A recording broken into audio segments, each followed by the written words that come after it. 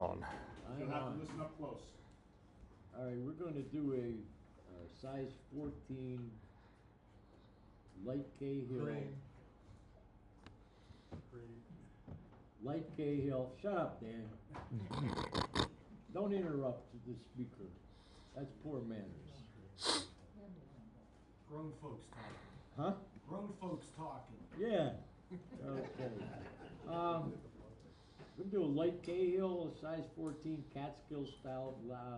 Before we did the wet fly, this is the dry fly, and it's on right now, and it's a good light colored white fly throughout the season whenever there are white flies on the water. And you'll get into August when you have the white fly hash, just blinding. I don't know if you've ever run into that on Oil Creek. You have to actually just go sit down and cover your mouth so that you can breathe. And it's useless to cast a fly out there because it's just like if you were to take a bowl of water and a cup of flour and sprinkle it, and it's white and it doesn't sink, it's just there covered. That's what the white fly hatch looks like on Oil Creek sometimes. It's a wonder of nature. It's amazing. And now I have a question for you guys before we get into this, because I'm just full of piss and vinegar today and I don't feel well. When you're on a stream fishing and you're watching the bugs hatch, why are they all going upstream? Why do they all fly upstream? Because they spawn their eggs they lay their eggs upstream and then naturally drift back through the season. Right, right. If all the bugs every year when they hatch downstream, there wouldn't be any bugs in that stream anymore because eggs will all be down in the ocean. So God, in His wisdom, designed these bugs, these critters, to fly upstream, and it's probably something you never thought about. You know, why is that? Well, that's why that is, and that's the correct answer, the good answer. Now, we're going to get into this fly. We're going to use white thread. Everybody's got white thread, a 14 dry, barbless hook, and you're going to start your thread just behind the eye, and I'm going to start that. We'll hold up on a more handing stuff out so Mike's done with this, so you guys can watch this. What are we doing? I thought everybody was set to go. No, nobody has talks. Oh, okay. Well, I'll wait. No, go ahead. I'm just going and looking to see if people are close. All right. So you start that thread back here, and you come back to about the third wing, and that is your anchor point for your wing. That's where you're going to attach your wing. So that the next the next thing we're going to do here is the wing, and we're going to use a wood duck. And you know, I'll just say what I say all the time when it comes to wood duck feathers. These are God's gift to fly tyers. These are beautiful feathers, and you know, you've seen a wood duck. You know how beautiful they are. Well, these are the feathers from up in on their side, on their flank, and they have a perfect barred pattern on them, which is just absolutely gorgeous. Now, when you're using these flies, there's going to be scrap. And on your fly tying bench, you should have a dish or a bowl or a little cardboard box or a tin of some kind. So when you're cutting these feathers up, you take the scraps and you put them there. You don't throw them out, because you can use them for additional wings on other flies. You can use them for legs on your nymphs, for tailing on your nymphs. It's a very valuable, and well, we say valuable. If you go to buy these, I think there's like $6 or $7 for like 5 of them if you buy them out of a supplier. And they're not scarce as hen's teeth, but they're scarce as wood duck feathers. So if you have friends that duck hunt, beg them, you know, tell them they'll marry their daughter, you know. get as many of these as you can. You can never have too many. All right, so we're gonna prep this fly. Everybody can see that. I guess maybe this would help. You can see that. There's a lot of fluff on the end. You're gonna strip that down so that you look at that feather and it's symmetrical on each side. It's balanced. And we're gonna take, now this is gonna be scrap for this fly, but this is going to be material that you can use for legs on a nymph. So you just throw that in your little dish when you're done. We're gonna cut that off. And we're gonna pull that in, balance that out, and if that won't stick, you tear it off and throw it away. Okay, so everybody can see that. I'm guessing. Yeah. Okay, I'm trying to see where I am at over here on the video. Okay, that's good. Right in front of the vise. All right. Now on this fly, you want the wing to be as long as the complete shank of that hook, and maybe even a little bit longer, hanging out over the eye.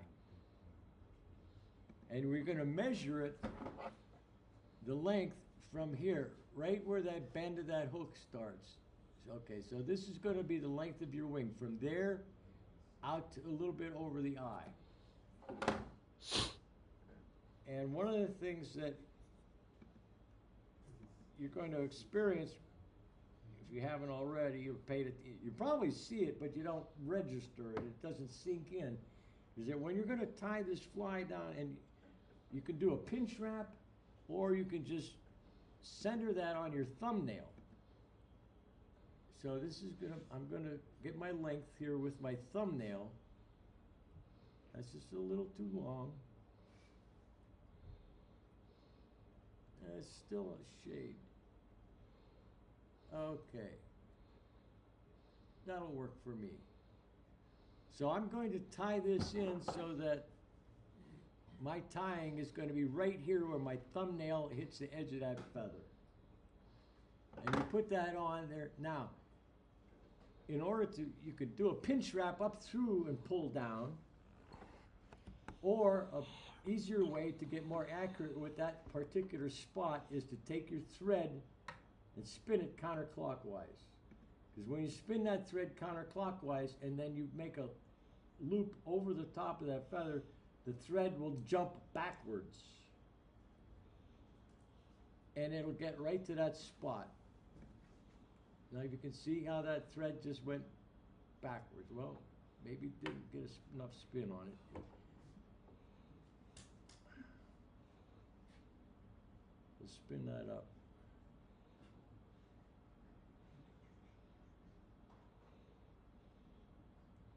And it jumps backwards. And you come around, you pull down, pull up,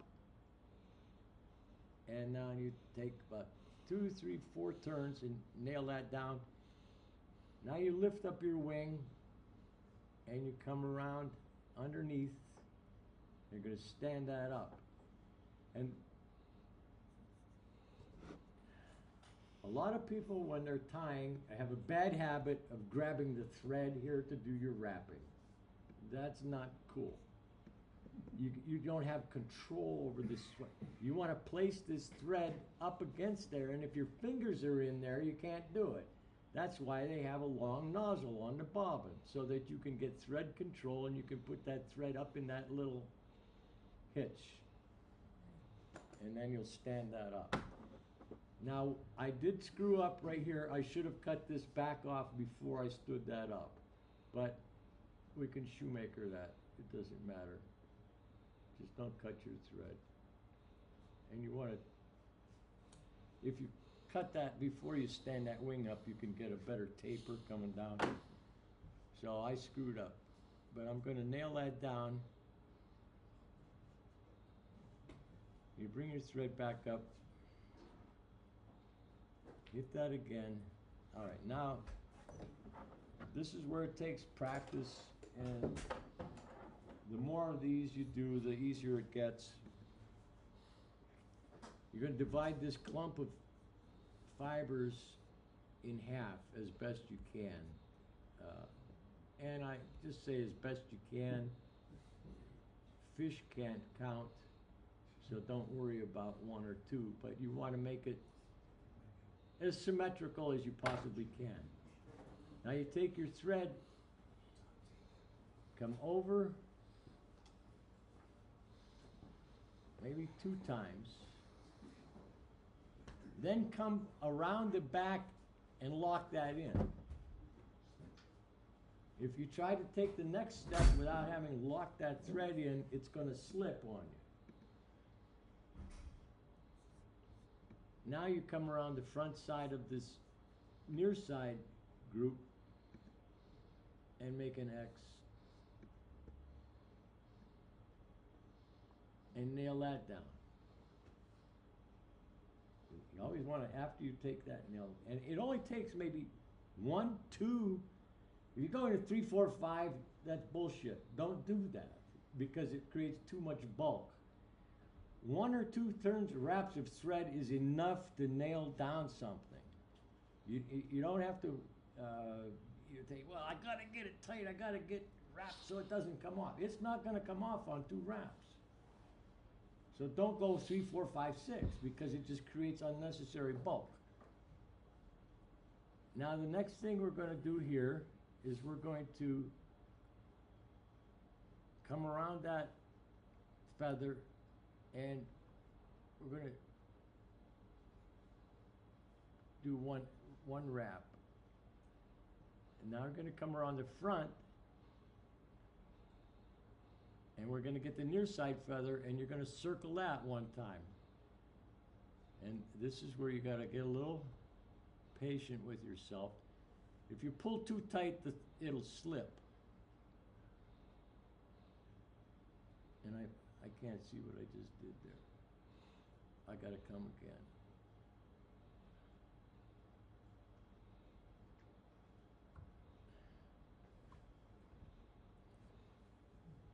Okay, now you're trying to make that as... Okay, that's good. They're equal. They got the right slant on them. Now you're going to nail that down with a little bit of head cement. And then while you do that, I'm just going to rotate this.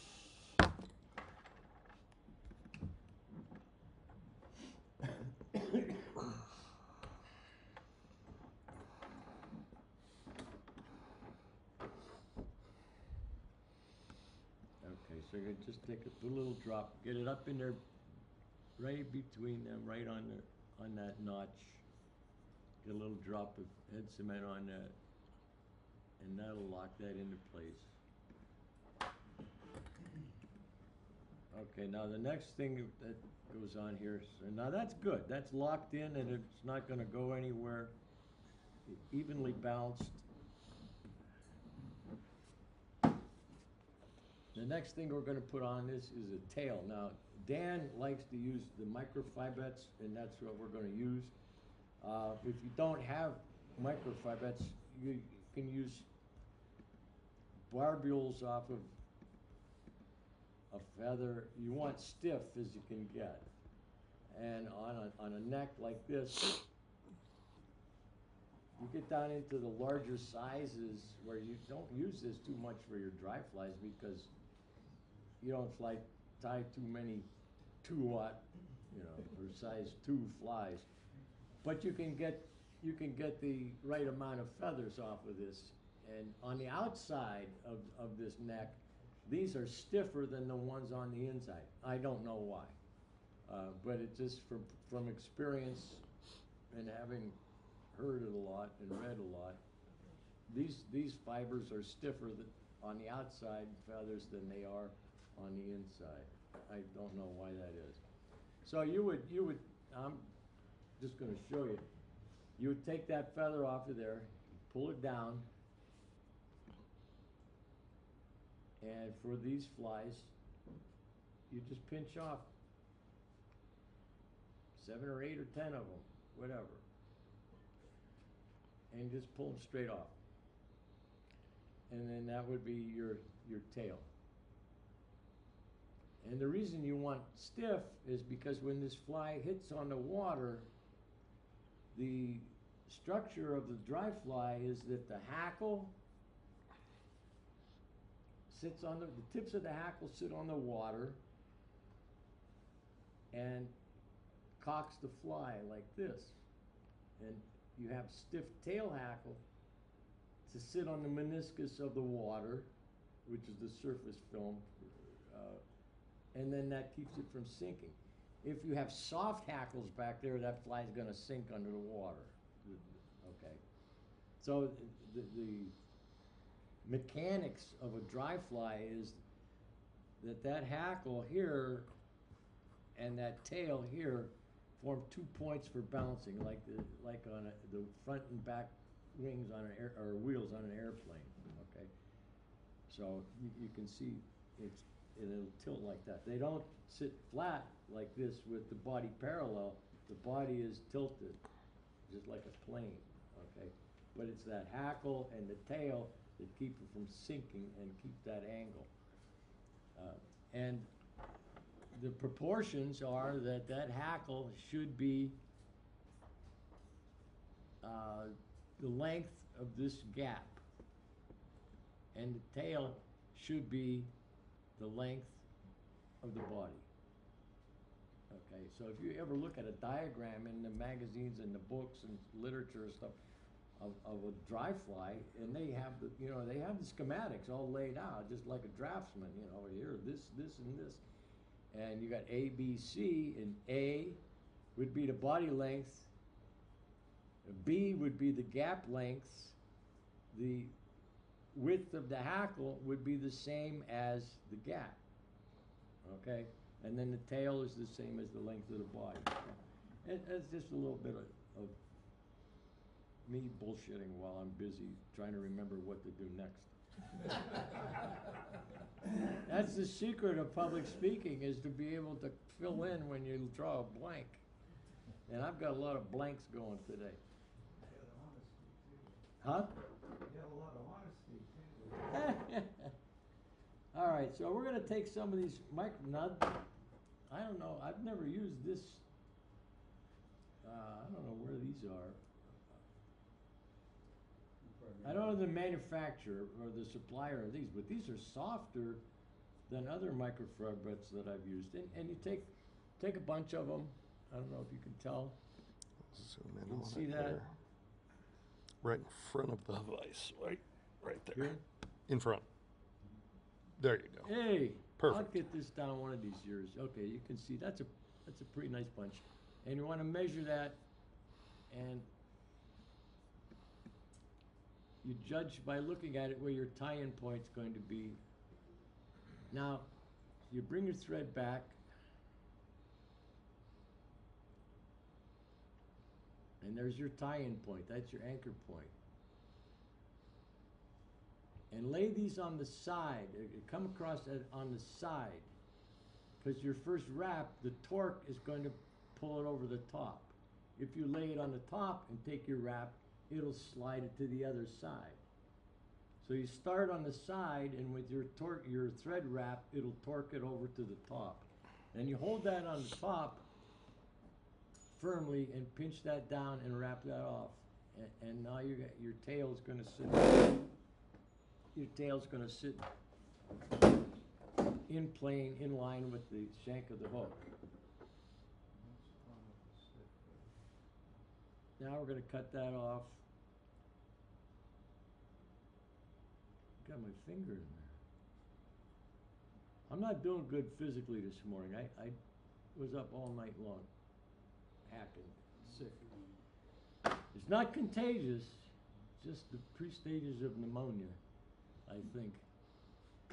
Okay, so now bring your thread up a little bit here and let that sit. You don't have wax, but I got spit, so we're good to go. Now you're going to use a dubbing. Now, here comes the pet peeve. Once again, and always, this is enough for 10 flies, at least. As my guru Kelly Gallup would say when he's sitting behind his desk doing his videos, you take a pinch of dubbing Hold that right in front of the. There you go. Perfect. There, that's enough. If it does this, that's too much. The whole idea here is you lose so little that you can't find Dropped it. up underneath. And that's good. Here it is. Okay. You're not bulking up the thread like you're going to knit a sweater for wintertime. You're coloring the thread with the dubbing. You're coloring the thread with the dubbing. You're not trying to cord up an Irish sweater, okay? Does that sink home to everybody? Because every time I do a fly, I'm going to tell you the same thing.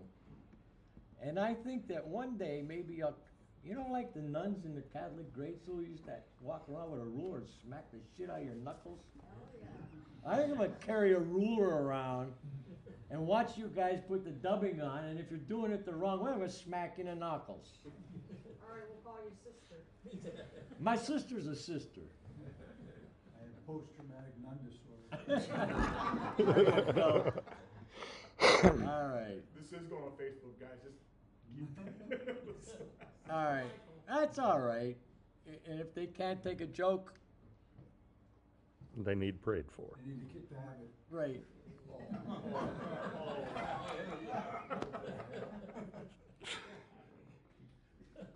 I may have to mark this one not appropriate for children. Okay. So we're coloring the thread. We're not bulking an Irish winter sweater.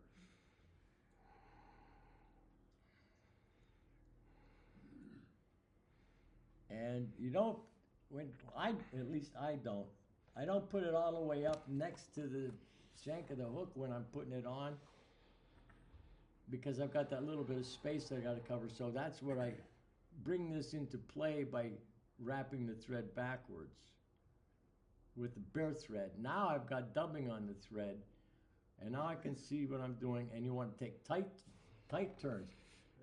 You want your dry flies to float, and the tighter that dubbing is,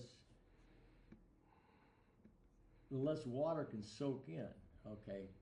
And if it starts to loosen up, you just twist it a little bit, roll it with those fingers, and get it in there. And you get it. I might have to add some dubbing here. It looks like I might. But it's so much easier to add than it is to subtract. And I think I'm just gonna make it. That's pretty damn good. I got lucky. Okay, so now we're good. And I don't know how much you pay attention to when you're out fishing as to when you can see a bug on the water, or you catch one out of the air, or you pick one off the surface or what. I mean, you really stop and take a good close look at the size of that bug. Or you catch them in a cobweb. Take a look at it. Then, you know, when you start tying flies, you're always like 5 times bigger than what that bug really is. You know, they're not all that big, which is, here again, getting back to the dubbing is coloring the thread, not ridding, sewing or knitting a cable sweater. So, okay, now the last part that we're gonna do here is we're gonna put on the hackle. And here, preparation of the hackle is pretty important here. You can pay attention to what you're doing. Dan, in his goodness of his heart,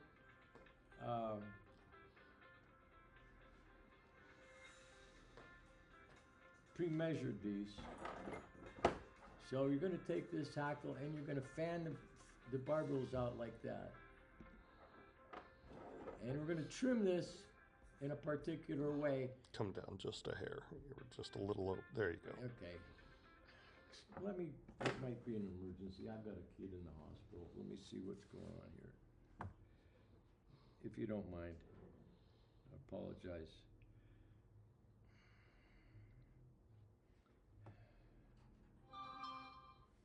Okay. This is one of my other sons. We're good to go.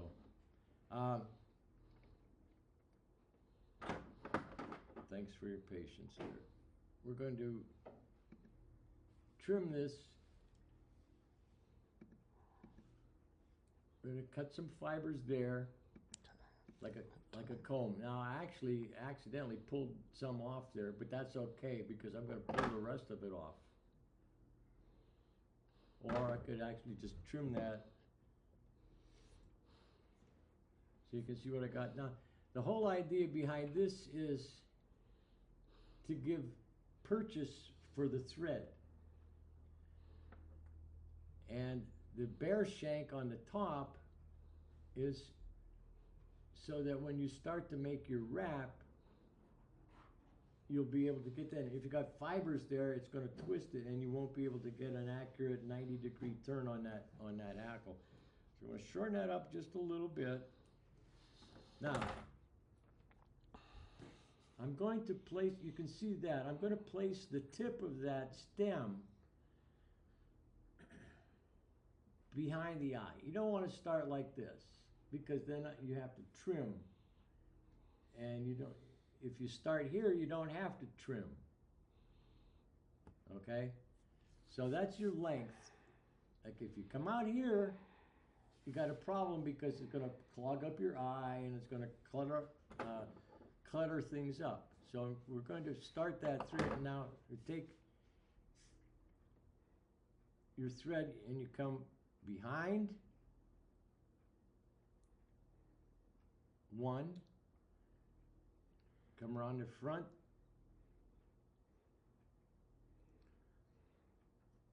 It's, bear with me, I slipped.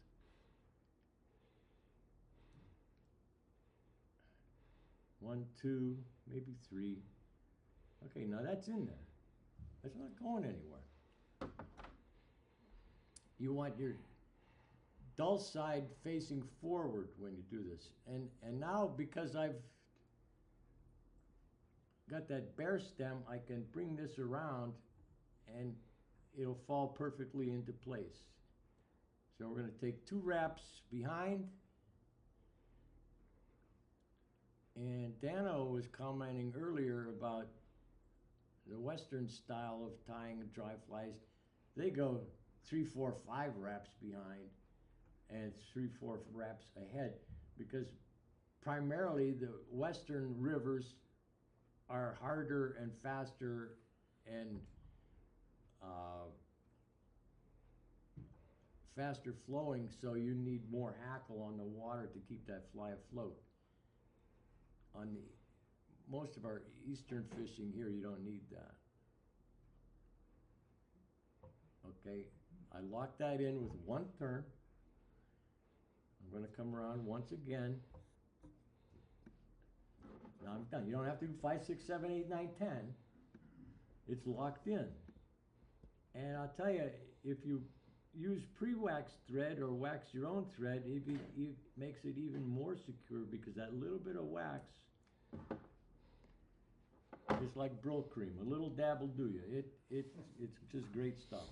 You just dated yourself on. And you recognized it. Excuse me. Now, a lot of people have a problem here with the hackle and tying off the head. You can do this and tie half hitches and just push that back. That's why that hole is in the back end of this, in case you didn't know it. A lot of people see it, but they don't think what's that for. Or if you don't have that, you use a pen. You know, just take the cartridge out and use the end of a pen. So, just for brevity's sake, as long as I got this in my hand, I'm going to put a half hitch on here.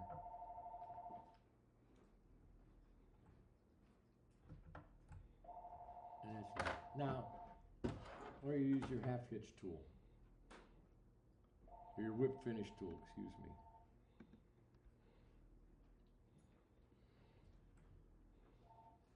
And be careful. Hello, and thank you for calling Gem City Outdoorsman's Club in Fairview, PA. You're welcome. No one is available to take your call right now. Please leave your name, number, and All right, there you go. Now, if you have good sharp scissors, you don't need to snip. You just go in there and touch. These aren't sharp. There we go. And that's your light Cahill Dry Fly. Originated by the same guy we talked about last time. This is back in the 1800s. Any questions on that? Pardon me? It's called a dry fly? Yeah, it's dry because it floats on the surface. Okay. So, you know, if it were a wet fly, it would be underneath the surface. And the stiff hackles is what keeps it afloat. And this particular style is what they call catskill, as opposed to a parachute where you would wrap the hackle around a parachute post like this. Okay. But this style, it's called catskill, you know, after all the great fly tyers of the past lived in the Catskill Mountains area of New York, you know, which is just down the road a piece. What size ranges should you have? 14? 14, 16. 14, 16. Yeah, yeah. 14, 16. And that's what she wrote. So now, go at it. If you've got problems or questions as you're going through it, raise your hand and we'll walk around and help you out. I feel intimidated by it. Oh, don't be intimidated by it. You know, just look at Denny Shannon and see if he can do it. You can do it. This is a size 14.